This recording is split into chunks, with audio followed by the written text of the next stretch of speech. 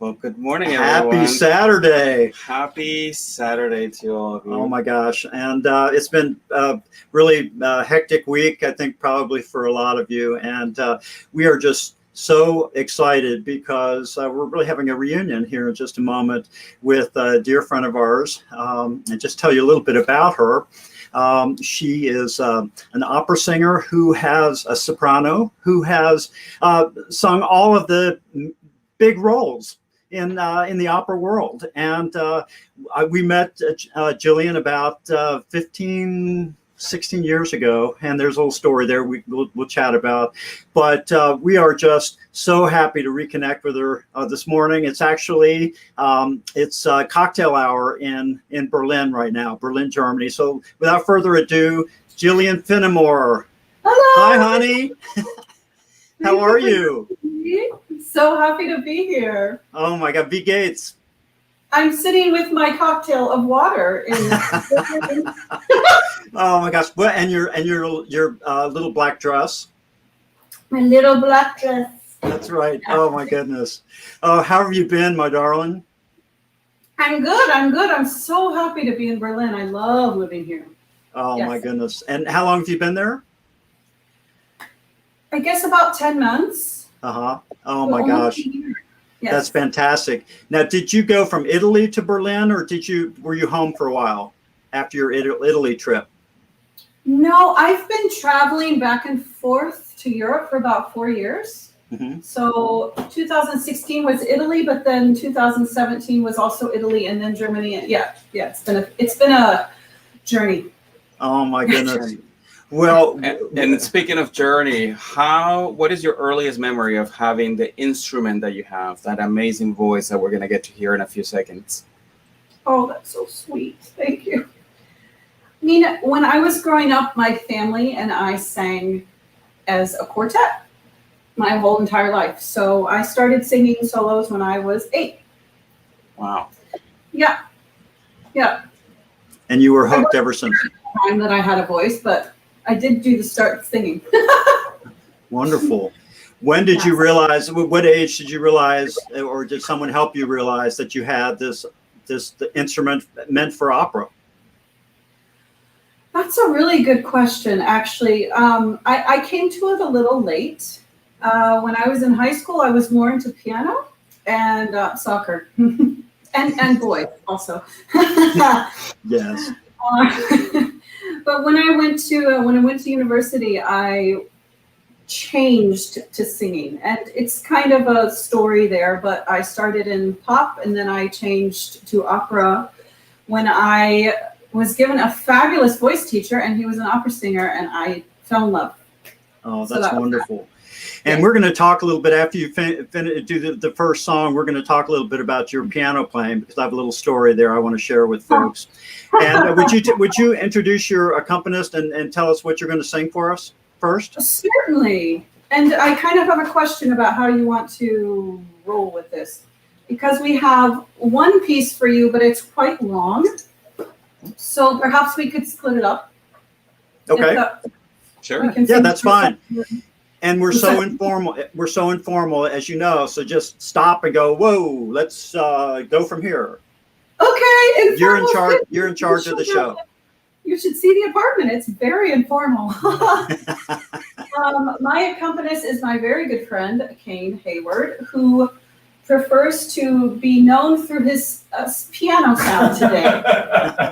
Very good. And I met him when I came to Berlin.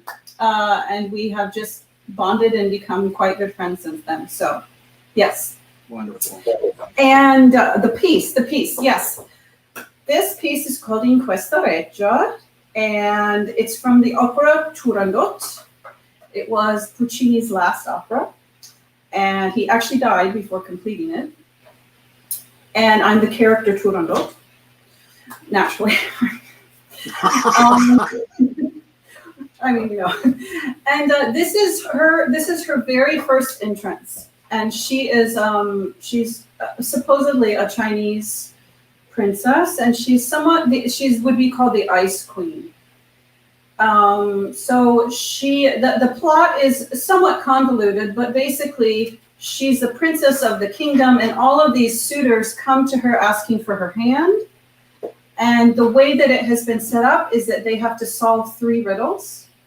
And if they do, they can marry her, and if they don't, they die. So up to Does this this point, mirror your a real lot of life? guys have died. So it doesn't mirror your real life, these 3 wishes? Okay, no, you don't need to answer that. Well, that'll be for later. No, that's private. No. So this is her first entrance, and there is a gentleman who eventually does solve the riddles, who is asking to solve the riddles and meet her and marry her. And so she is very, very anti-men. Clearly, there's been some trauma in her past. And so this aria is quite long, and it's her manifesto, as I would call it. And basically, she tells the story of what happened to her ancestor, Lao Ling. And basically, her town was brutalized and tortured and all kinds of, violated, and all of this happened. And Turandot has set herself up as the bearer of the mantle of Lao Ling. And then in the second half of the aria, which we'll get to later, she kind of turns to the prince and speaks about how no man will ever have me, which is not my manifesto. So you know. Thank God. All right. It's Yes? all yours. Welcome. Thank you.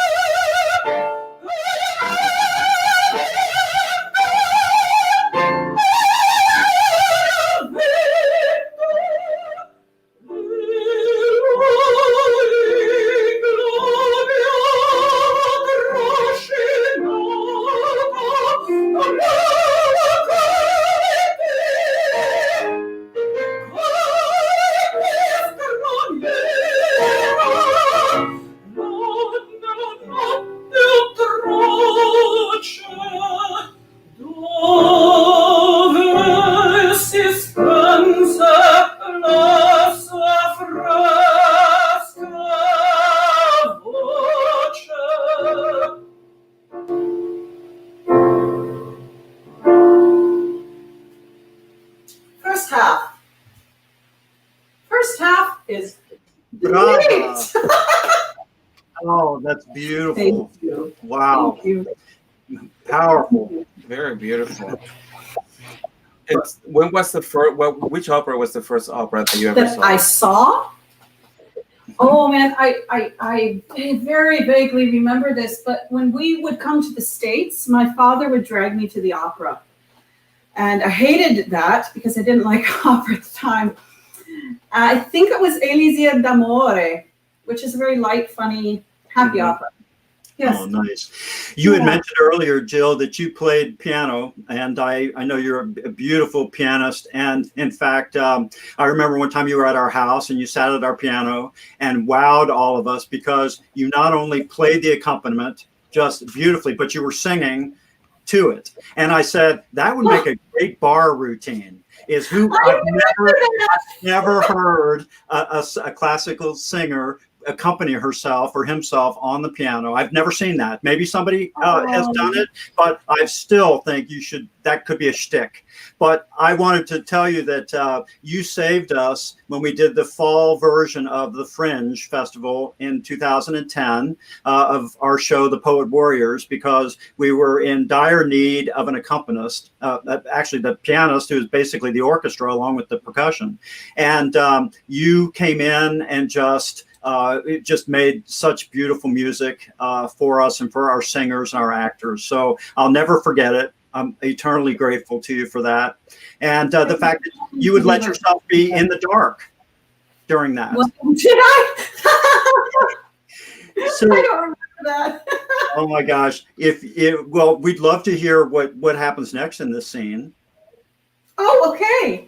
I wanna say something real fast. Yes, please. My accompanist is an amazing singer, and he actually plays and accompanies himself very well.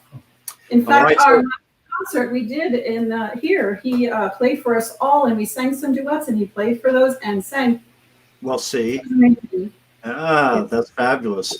Well, I was just thinking a little bit about your career and how you've added new elements since the last time I saw you. You've really gotten into energy work, yoga and Reiki, and you're teaching voice artists how to use their instrument. But even more importantly, you're talking about using voice in the world. And would you just say a little bit about that? I know that's worth a whole interview, but if you could give us a highlight of that, because I think it's fascinating.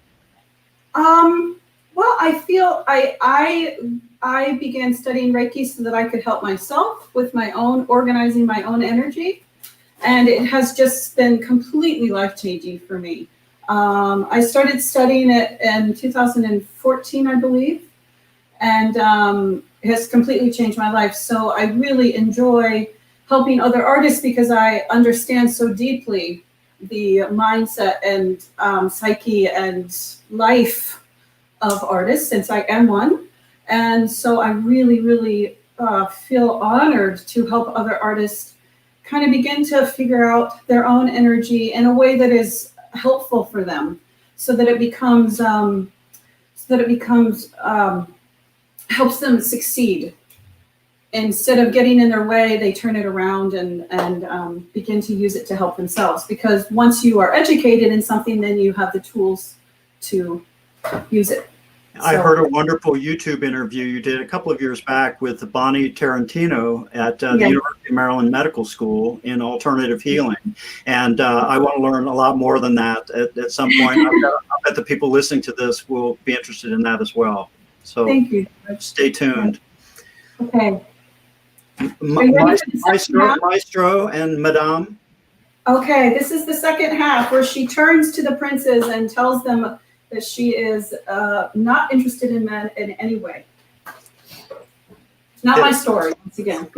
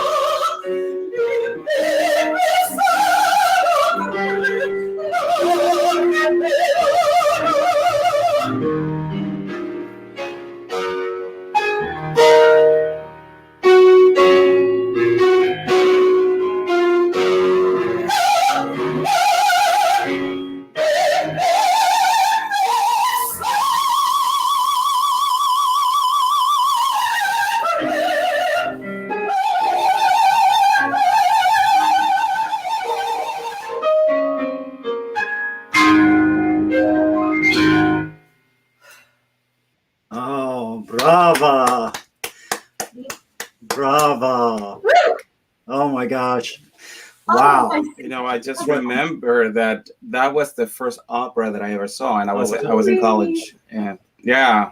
Oh my goodness. It's beautiful. Wonderful, Jose. I'm so glad I was able to sing that. Yeah, it's serendipity. Well, she tells him what for, right?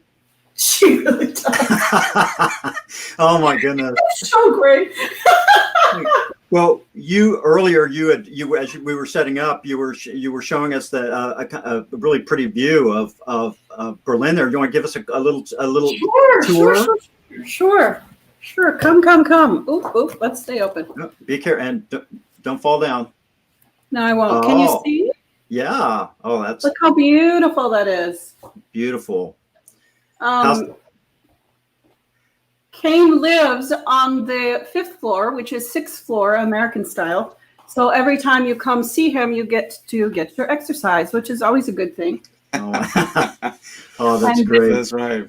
How's your German, my dear? It's coming along. It's a little bit slower than I would prefer. When I first arrived, I went to German school, but it was many, many hours a day, and I just didn't have time to do anything else. Mm-hmm. So, and I had so much to do, so I quit, and now I have a tutor who is lovely. But it's once a week, so it's a little slower than it was. Yeah. Ich habe alles vergessen. Ich kann ein bisschen Deutsch. Oh my gosh. The longer I'm here, the less excuse it is for me to have ein bisschen Deutsch. Well, we cannot wait to be in that place where we can come and see you. You know, we're groupies. We've followed you in a number of places, but our passports, of course, are crying because they're sitting there waiting for us to be able to come over. And we just wish you so much happiness and great success in your life adventure as it continues. And can't tell you how grateful we are to see you and have you as our friend. And I feel the same way. Thank you. And we are delighted that you have found a way to share your talents, not just your voice, but the healing power that you now have. With all of the Reiki teachings and learnings that you've done. I know that is nowadays is anything we can do to stay healthy is the way to go. That's right. And for the duration. So we want to make sure we'll talk to you about putting any links that you want to put up on this broadcast. We can do that for you, and related to your singing, related to your healing arts, and other aspects you're interested in sharing with folks. And you all take good care of yourselves. Thank you. It's so nice to be with you. Good to be with you, honey. And to all of you at home, thank you for tuning in. And we'll stay tuned. We'll have another music connection in a few days. Bye. Bye.